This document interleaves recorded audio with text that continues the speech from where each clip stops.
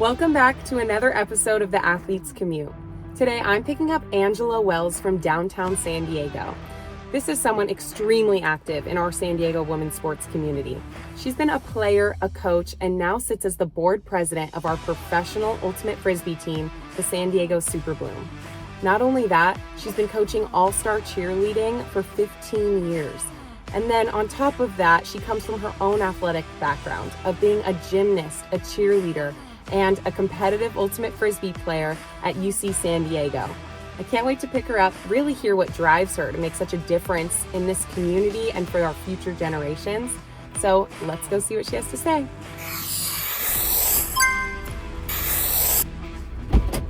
Hi, Ange. Hi, Jordan, how are you? Good. Welcome to the podcast. Oh my gosh, I'm so excited to be here. Thanks for having me. Yeah, of course. You were a very busy woman, so I appreciate you making the time. Absolutely. For her sports, anything. Let's go. All right, so I definitely want to get a lot into the San Diego Super Bloom, one of the professional teams here in San Diego. But I want to start with kind of setting the scene of who you are and where we're going. All right, so you just picked me up from my swanky downtown San Diego gym. My real job is working downtown for the city of San Diego. Okay. And so I love being able to go to the gym and work out. I am a retired athlete, but you know, we all identify as athletes still. For forever. Gotta get it out somehow. Yeah. And on Tuesday, Thursdays, I go to the cheerleading gym where I have now coached for nearly 15 years. Wow. For an all-star team here in San Diego. So girls mostly like 7 to 18. Wow. Did you grow up as a cheerleader? I did. I originally was born in Texas and was a gymnast and sort of spent most of my youth growing up as a gymnast, which I advocate for all athletes because you get such a great awareness of your body and strength and flexibility. Yeah. So I loved that, and then eventually moved to Florida, and there was a little bit fewer opportunities for gymnastics, but there was really, really incredible cheerleading. So somebody said, oh, you should try out for a cheerleading team. I was like, no, I'm an athlete. I'm not a cheerleader.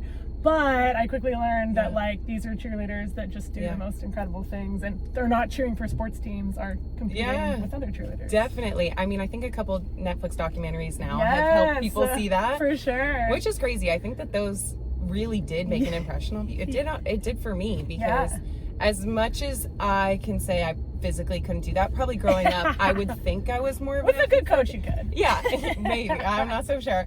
But yeah, I mean, I can see the athleticism in that. And so it's cool that you're so hands-on with girls from, 8 weeks? Yeah, 6. The gym starts, I think, at 4. I don't do the little ones because they're just a lot of extra work for them.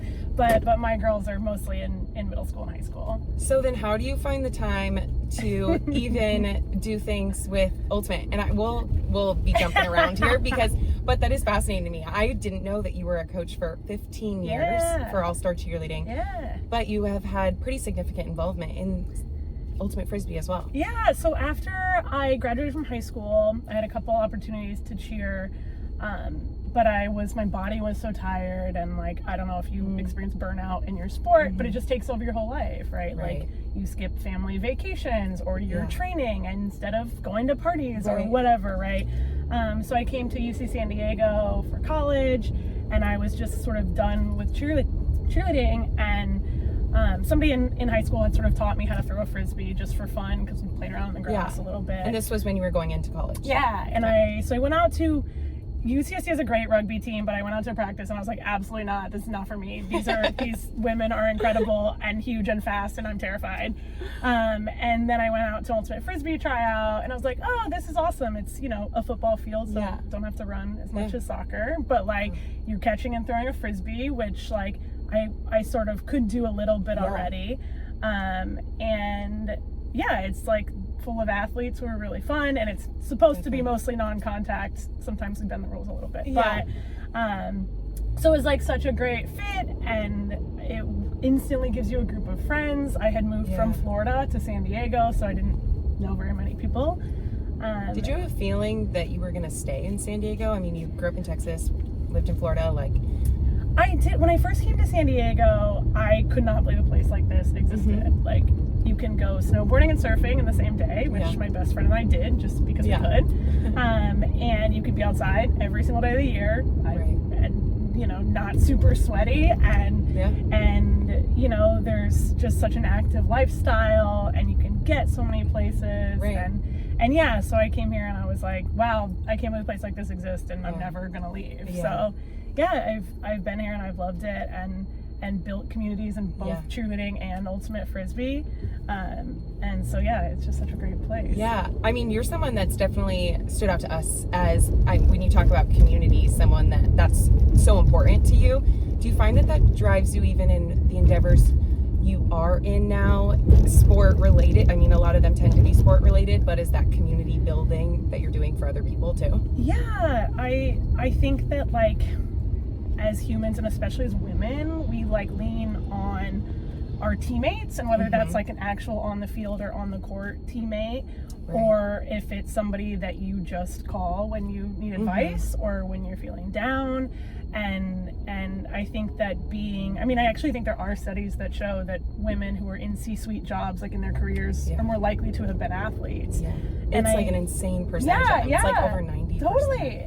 And so I do think that women's sports, especially for girls, is really great at teaching us to support one another. In cheerleading, quite literally, like holding people up. But I think that it's such like a great place for girls, especially to learn to compete alongside each other instead of against each other. And I think so many of us are taught, that like there's only so much space. So you have to be the best at this or that or whatever. And I don't think that's true. I think we just make more space for everyone. And so that's really what I want to try to do. Yeah. Now for these next generations too. And so going to your cheerleading days, because it is such an intense sport, and one even with gymnastics that is so difficult on your body, how is your own process with that growing up in two sports that I think can be really mentally demanding on women? I think that you learn to like really detach your brain from your body, which is not a great thing. And I think so many of us learn to just like put aside whatever is happening in our mind and say like, okay, I'm gonna ignore that, or I'm gonna disconnect from my body, and I'm gonna do what I need to do. And I think that it's incredible now watching athletes like Simone Biles, the literal best gymnast who's ever lived and may ever live, take time away from this sport. It may be her prime to say, hey, I have to get my mind right.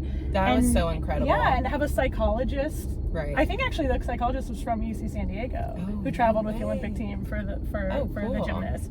And to sort of say, this is what I need, and this is what we all need. And this is a valid reason to do it. Totally. It doesn't just have to be something physical that someone else can understand. Totally. I also think that gymnastics and cheerleading can really teach you what your body can do, and I think that especially girls judge their bodies a lot by what it looks like. And any sport that can teach a girl what their body is capable of, and to be proud of that and to celebrate that. And cheerleading too, the different size cheerleaders that we have. And you need some athletes to be back spots who are nice and tall, and some bases to be really nice and strong, and our flyers to be a little bit smaller. But so like every body size has a place on a cheer team, and I think on every team. Which is really fun to celebrate. So when do you think that you started connecting those lessons? Is that something that came naturally to you? Oh gosh, way too late in life. I think I do credit yoga a lot to connecting my brain and my body. I started yoga way too late too. That helped me a lot. Totally. And it really helps you to learn without judgment what your body is doing and what your body is feeling, and connect that to your brain. And now I can already feel my heart rate going up, or doing these little things that I didn't used to notice.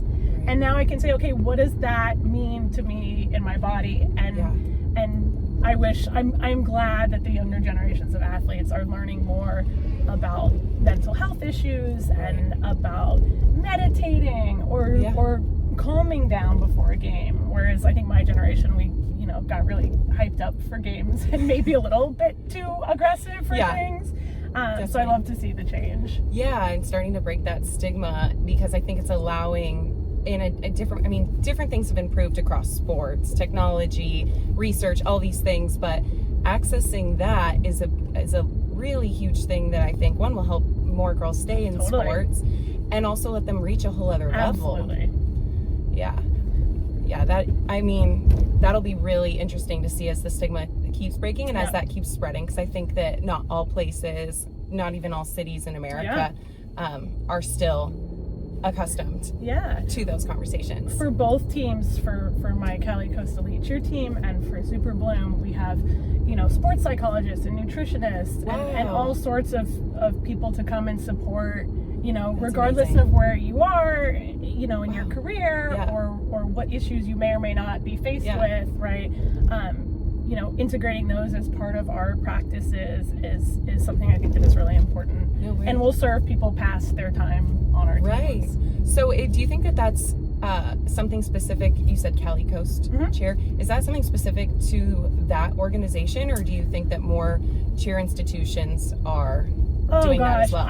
I would hope. I do. Cheerleading, like many, dance or other sports, I think in the past has lent to some issues with body shape and body size, and I think we're moving a little bit past that. But I would hope that a lot of the gyms are investing in that to help keep their athletes healthy and safe. And I know we especially care about what happens with our athletes after they graduate high school or leave the gym. And some gyms may not, but I hope that is where it's going. So then how does that look for San Diego Super Bloom? So it's a bit one of what I would describe, and I'm excited to just hear you talk about it in your verbiage, but as one of these kind of Olympic sports that are in cities some people don't know, some that know the sport, it's so widely respected. Others have no idea and might equate it to a recreational sport. So I'm curious to hear about that side of ultimate frisbee, and then also then how you have found to incorporate some of those resources, like a nutritionist or a psychologist. I think just last week somebody was like, oh, there's really great disc golf courses in San Diego, and I was like, yeah, but that's not the sport that I'm talking about. No shade to disc golf, that is they're incredible athletes and do incredible things, but it's just not the sport that we play. And so, but you're right, it's on the International Olympic Committee shortlist of future Olympic events, so like that will be really exciting. It's a fun time. So cool. Yeah, it's a fun time for frisbee right now. And so but sometimes you're telling people, no, I don't play this with my dog, I play this with 6 other women in cleats against 7 other women, and that's the game we play. So it's sort of on a football field. If people aren't familiar, there are 2 end zones at the end, 7-on-7. You can't run with the frisbee, but you can catch and throw it. You can intercept it, and if it hits the ground, it's a turnover. And the Western Ultimate League that Super Bloom is a part of, we broadcast all of our games on YouTube, and they're free. And so I think that's gotten us a really big audience. I'm excited for one of us, the sports bar that opened. Excited to ask them to play some of our games or stream some things, right? To just get into a bigger audience, because, these athletes are so incredible, and watching what they do in, I think, what is still a pretty niche sport is still, I think, will get a bigger audience if more eyes can get on it and more people can see how incredible these athletes are. Yeah. And so internally, what have you seen from this community? Because I know even from us starting to cover you guys and getting more involved in learning about it, Lisa and I, my co-founder, have talked about, oh my God, this community is huge. Once you know about it, it's like, whoa, there's some people out there. So why do you think that's developed in the sport? And then is that San Diego specific? What other cities or places are also like that? I think that Ultimate Frisbee originally started sort of in the northeast coast of America. San Francisco is a powerhouse now. And California has some really great colleges that lead into really good club teams that eventually lead into these pro teams. And I wish there were more pro teams. Right now there's sort of 2 separate leagues and maybe something like 16 or 20 total teams in the nation. So I would love for first our leagues to unite to make just sort of one big league. And then I also would love to see more and more teams develop. San Diego, I think, is a little bit hard because our weather is so incredible and because everything is so nice and because people are sort of, it's just not like the best sports town, right? I mean, like we've had big, huge professional teams leave San Diego, and then a team like the Wave come in and have like a lot of success, which is nice to see. But I do think sometimes San Diego is just so nice. And you're like, oh, should I go to practice or should I just go to the beach? And sometimes I think we lose athletes because there are so many incredible things that you can do in San Diego. Right. And I think, I mean, even talk about the women's sports bar, something like that might really help that sports bug catch on, because people are like, oh, these are our sports, these are what I can watch, I can collect here. So I love you mentioning that the potential to stream your games at a place like that might really see the sport grow a lot in that way. And for your specific involvement in San Diego Super Bloom, player, coach, and board president? Yeah, it's a lot. Okay. We run as a nonprofit, so there's 7 of us that sit on the board. Okay. And then we have a really incredible coaching staff, and then a group of players, usually about 30 or so players. And yeah, it's a lot of hard work. I wish that it was my full-time job. I wish that I think like all women's sports, it's been sort of cathartic to hear college coaches talk about how difficult it is to fund even their sports, right? And I've heard some people here talking with you in this car about how hard it is to make ends meet financially as a player or coaches or whatever. And so one day I would love to have, we have 1 employee, our GM is great, shout out to Katie. But I would love to have this full-blown organization and opportunities. You know, we pay athletes $20 a game or something, and would I love to be able to pay them $20,000 a game? Yes, absolutely. That would be so incredible and such a great opportunity. And the more women I think that can have careers in sports, the happier we would all be. And the more opportunities there would be for all of us to have. So I mean, the juice is definitely worth the squeeze, but it is a lot of work. And that's been San Diego Super Bloom. Was it 2004? I read was when you became involved. 2004 is when I started playing frisbee. Okay. But Super Bloom started in 2019, which wasn't great timing with COVID to start a new league and a new team. No, that's tough. So we didn't really have games until 2021. Okay. So I coached for a few years, and then so it's still fairly new. It's growing. We're all learning. The league is really incredible, and the teams and the leadership of every team, we work really, really closely to say what are you all doing, to host youth camps in the summer for kids in your community, or what are you doing to get more butts in seats at games? Yeah, because it starts with the youth. I mean, if you want the sport to have that lasting infrastructure to grow, you have to introduce it at that level. And when we were growing up, it probably wasn't introduced, which is why it still hasn't probably seen how much it really can grow. And I would, no offense to soccer, don't kill me soccer people, but I would love for kids to be able to have opportunities to play different sports and to learn and say oh, okay, I'm not great at kicking this ball, but my hand-eye coordination is great and I have great field awareness. This is the gym over here on the right. Cool. I'm gonna leave and so it's having opportunities for kids who may not be great with their feet, but are phenomenal athletes, to have just different opportunities to play a field sport or whatever on a hard court or on a cheerleading mat, right? Yeah. I mean, have you seen any growth indicators even since 2021, since this league has started? I mean, the San Diego Super Bloom has had a lot of success even within your guys' division, and you've won a championship in 2025. Cool. So what have you seen even in the past couple years within the Super Bloom? We see more and more people coming out to tryouts, which is incredible. Nice. And we are trying to get more involved in the youth community to just hand out, we have little youth frisbees that have Super Bloom's logo on it to get frisbees in hands of kids. Kids always come free to our games, so you want to come to our games and you're a kid, come on in. Bring them out. Don't pay. We'll teach you how to throw at halftime. I love it. And I think an investment in the college and club teams in San Diego really will help our pro team be able to grow in the league, to be able to expand as well. Well, since we're on the athletes commute and we're just about at your destination, I always have to ask one thing from you, being an athlete and a coach involved in this industry, that's in your bag as you go through your commute or on your way to training. Oh gosh. Unfortunately, ankle braces. If you Oh, if you are like an ankle person, you get it. Like I Yes. cannot put cleats or my Yes. cheerleading shoes on without an ankle brace. Once you have one bad one, Totally. for life. Yes, it's just forever.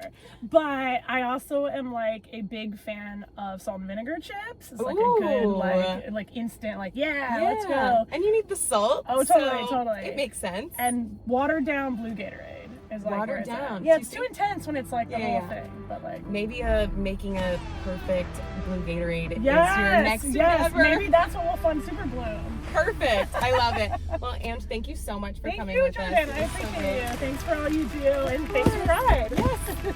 I'll see ya. Bye-bye.